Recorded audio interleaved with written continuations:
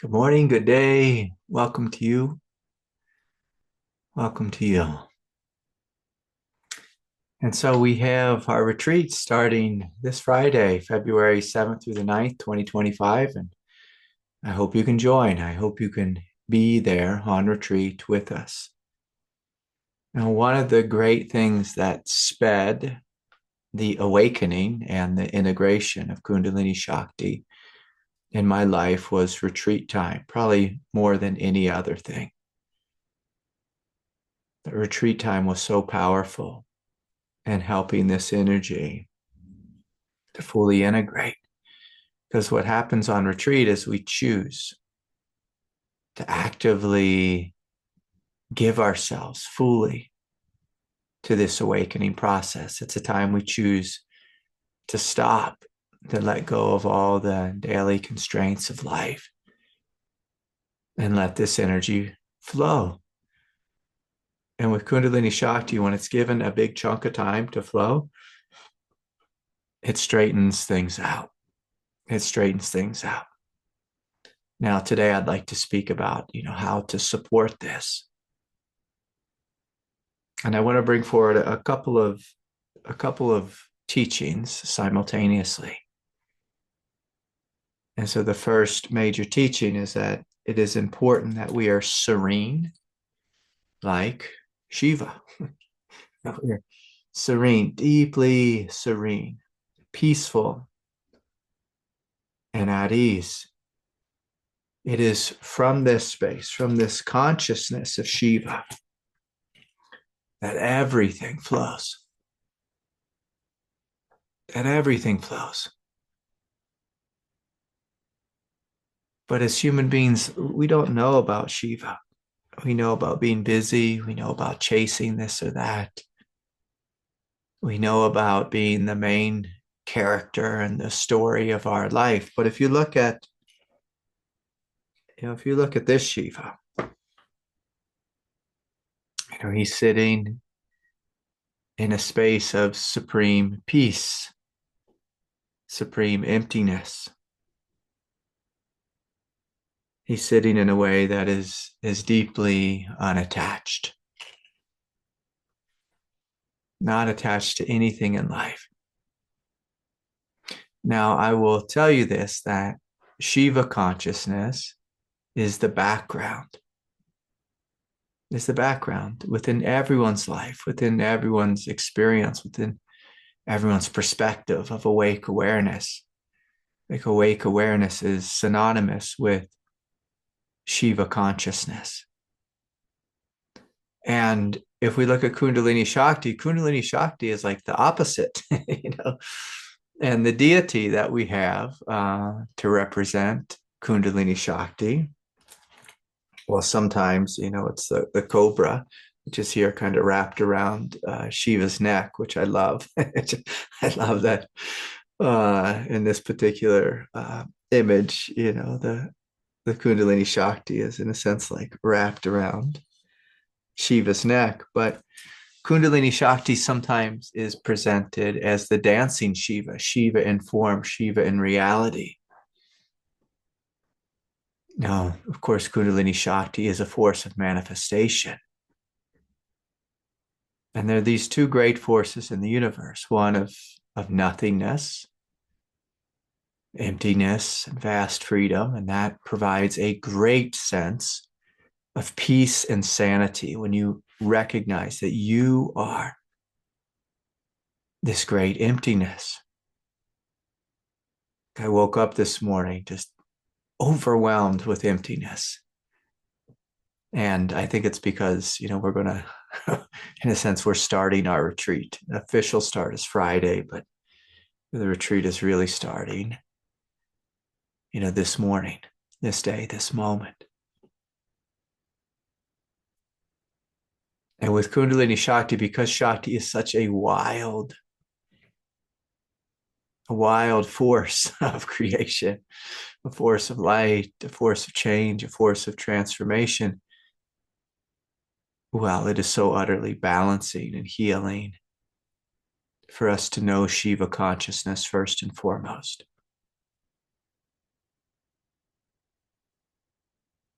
When you know that you're Shiva, there is room and there is space for everything. When you don't know that you're Shiva, and you feel that you are identified as this little human body with a little story, a story where you're just trying to get for your own self and your own needs met, and maybe you want to get a boyfriend, a girlfriend, or this or that. So if you're in a small human consciousness and Kundalini Shakti wakes up in you, this massive force, there's no room for it. There's no room. And most of us on this path, we're in this state of consciousness where there's no room. We don't wake up just feeling like we are walking around empty space. Some of us do, spend a lot of time on this path, who are, daily meditators and yogis. But many of us in this world, we wake up, we drink our coffee, and it's just like we put the pedal down and we go for it all day long. And there's no room for this Shakti to flow. And when we are this small being, this small human consciousness with no room for Kundalini Shakti to flow, well, then there's going to be difficulty. There's going to be all these things that we call Kundalini symptoms. And I love this one, Kundalini syndrome, like some doctor somewhere. The American Medical Association came up with this one, Kundalini syndrome. We all have it.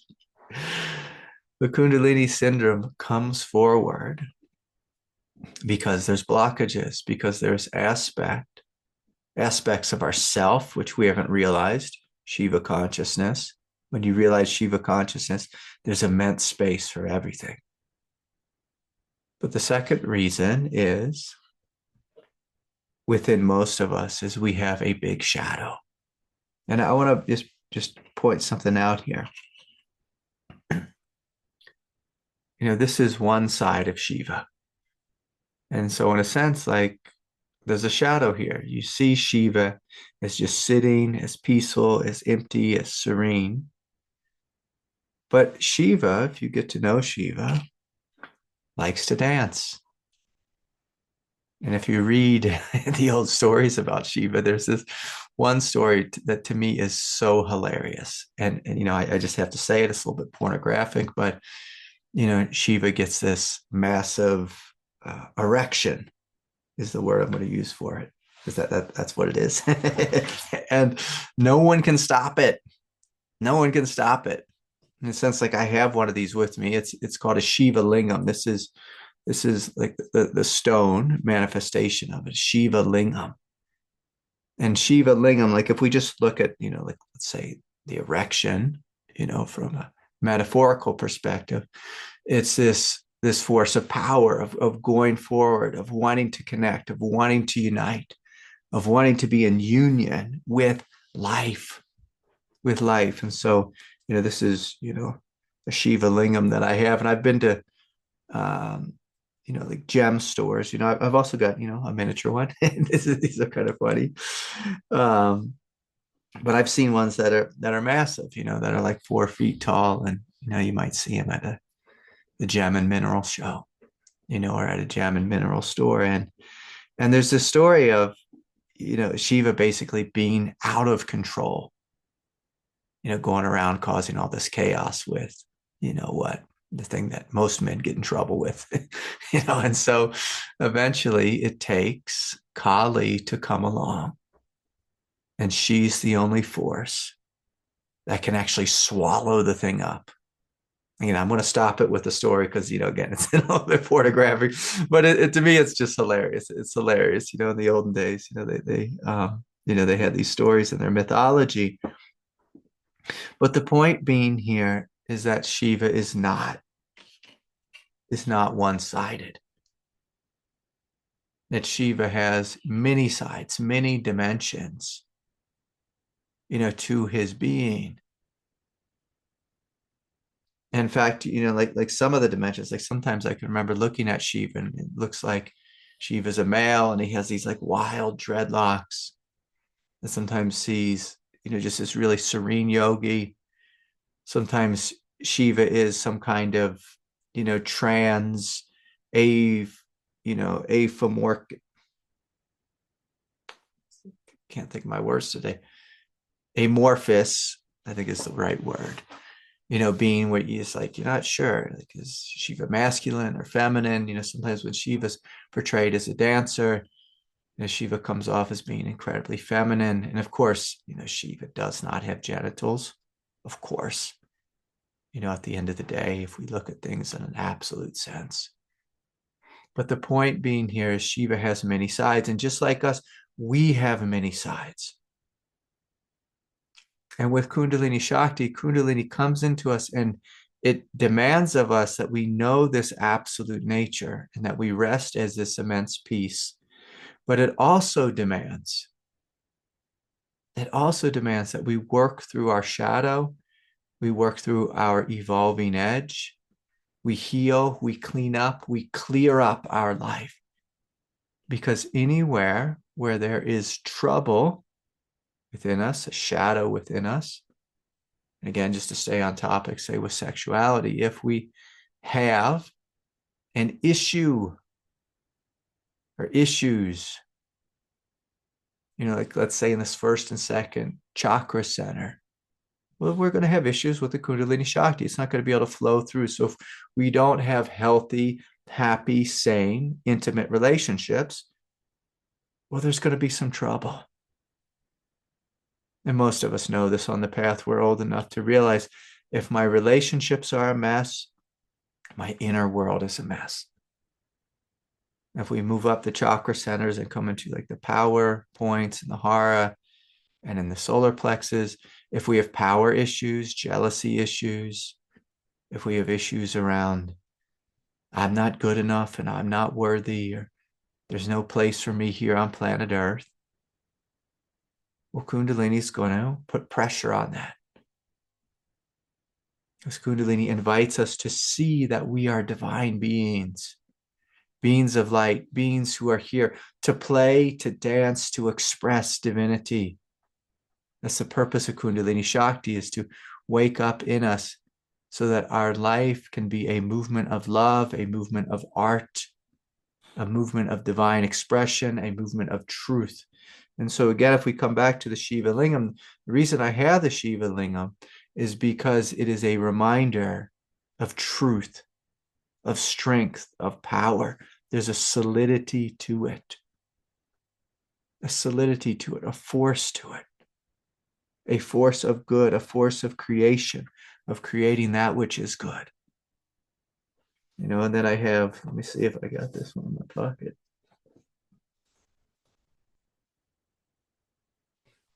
And then I have, and so I have all these little gems, and each one, signifies a different thing, but these are little reminders of God coming down into matter, of matter waking up into God, this movement of a descent and an ascent of energy, of Shakti, of creation. And so here on planet Earth, we are continually being asked to look and to see, am I open? Am I receptive? Do I have a massive shadow here? Last week, Laura brought up this great teaching. Let me see if I can find it here. It was, let me see if I can find it. Basically, if we resist our darkness, we become dark. If we embrace the darkness, the light that we are wakes up in the darkness and heals the darkness, integrates the darkness, wakes us up to a strength, a power, a majesty, wakes us up to our voice, to our right to be here, our right to express. But if we ignore the darkness, then the darkness will silently rule us in a neurotic way. And so I'm going to invite us all just to close our eyes right now, if you haven't already. Begin to breathe, begin to feel, begin to open. First to this great emptiness, this spaciousness of Shiva consciousness. And as we open to this aspect of our being, we are opening to infinity. We are opening to infinity. And in infinity, there is infinite room, infinite space, infinite peace. Now, as we feel down into our physical body, I invite you to look at your physical body, to feel into your physical body, and find all the points of resistance. Well, what is resistance? Resistance are the points where we fear life, where we fear change, where we fear growth, where we fear power, where we fear intimacy, receiving love.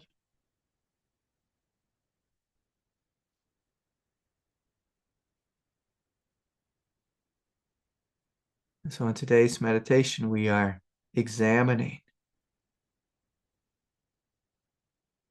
the places within the body, within the human psyche, that resist, that are blocked, that have shadows,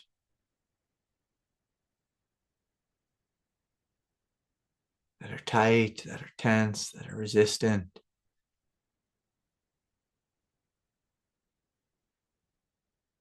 And we are examining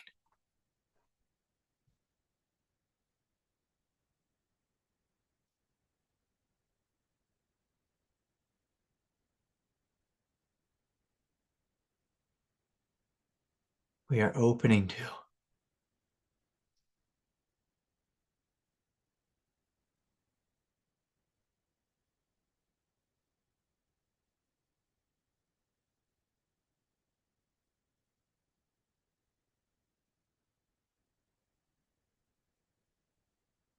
And inviting this light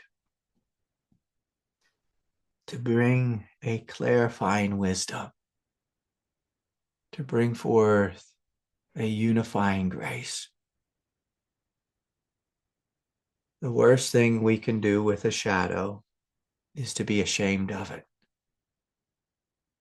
is to feel guilt around it, because when we feel shame and guilt, it's like we cover it more fully with a blanket of resistance.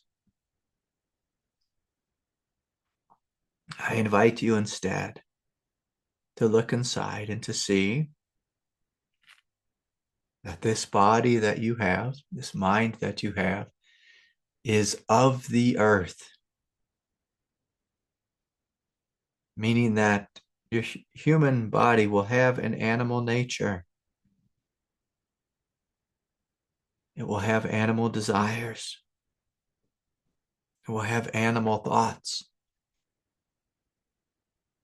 And these are not wrong, these are not bad, but these can be upgraded. They can evolve.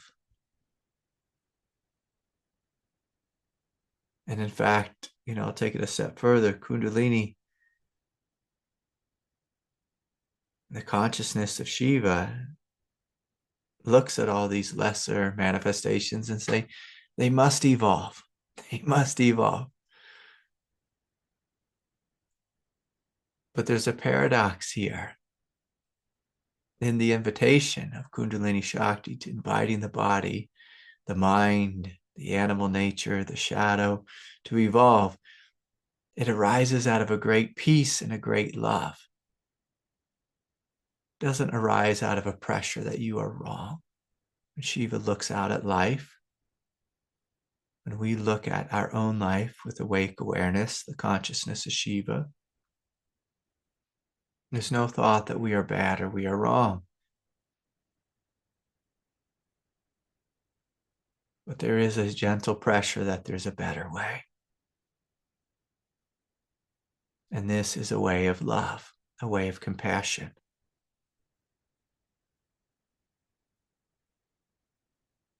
a way of truth, a way of empowerment, a way of sanity, a way of nobility. And so as we first open into our shadow, we might notice these places of darkness, these places of resistance. If we look a little deeper, we might see underneath that is some anger, there's some fire, some rage, some heat, some desire, some grasping, some clinging, some avoidance, some running, some fearing. And so whatever it is within us, we're inviting it into the light. We're inviting it into the calm of Shiva. And for some of you with explosive kriyas, we might invite it to dance itself out, to dance itself out. Some of us with emotions might need to let the dam break with emotions, to let tears flow, or sometimes it's letting some grunting, some fire, some tension, to let it unravel, to let it release, to let this Kundalini Shakti carry these earthly forces, to carry them up out of the body into the heaven realms, to be transmuted, to be transmuted, to be healed.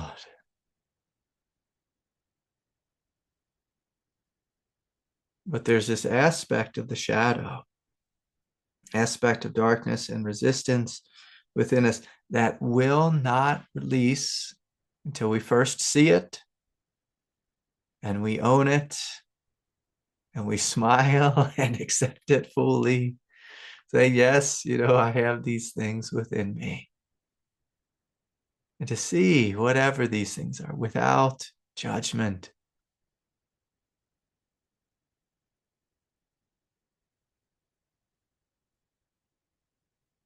And we see a baby who's crawling and she begins to get up, to stand up. We cheer her on. We don't judge her because she doesn't know how to not walk yet. We reach down, we hold her hand, and we walk alongside of her. The Kundalini wants to do the same thing with our shadow. It wants to reach down into our shadow, hold its hand, and walk alongside of it, letting it know it's okay. There's something good here. There's something truthful here. But in order for the truth to come online, the old thing must first release, first empty out. Or the old thing must first grow up, begin to grow up, begin to evolve, begin to ask for an invitation for a higher way.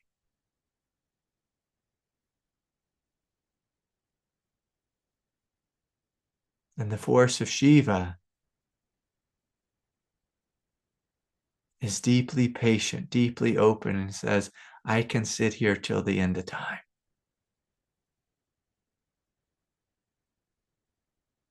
Now, the force of Kundalini says, hey, enough of that old stuff. Let's dance. Let's make art. Let's make something beautiful. Let's bring something new and greater into creation. And so these two energies, one unmanifest and completely at peace and at ease, and the other, this Kundalini Shakti, with a gentle exuberance of inviting a greater life, inviting the shadow to come into the light, to shed off its heaviness, its denseness, its darkness,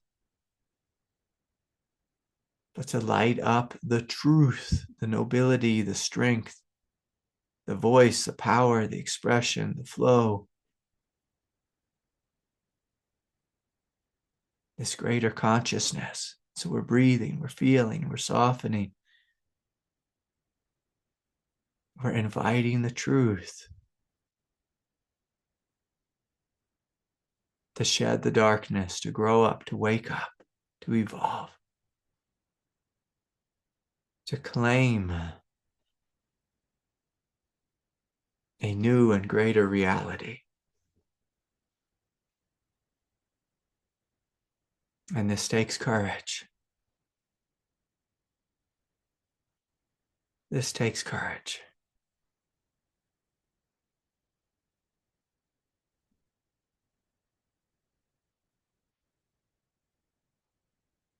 And so we breathe, we feel, we soften.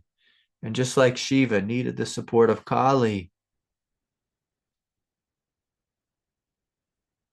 to balance out the divine masculine, the masculine aggressiveness, Shiva needed an immense force of Kali to come in and swallow up the aggressiveness and transmute it. Transmute this energy. And then eventually give birth to something much greater than just rampant aggression. Within us, we can invoke a balancing energy. There's the energy of Shiva, the energy of love, the energy of equanimity, the energy of truth, the energy of courage, the energy of bravery,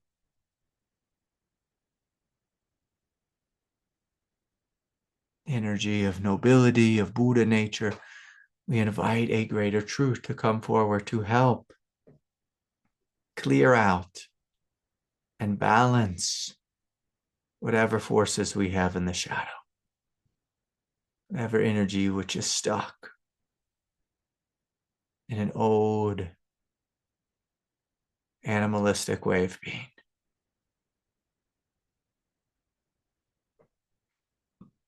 And so we breathe, we feel, we soften, we open, and we smile at this dance of Shiva and Shakti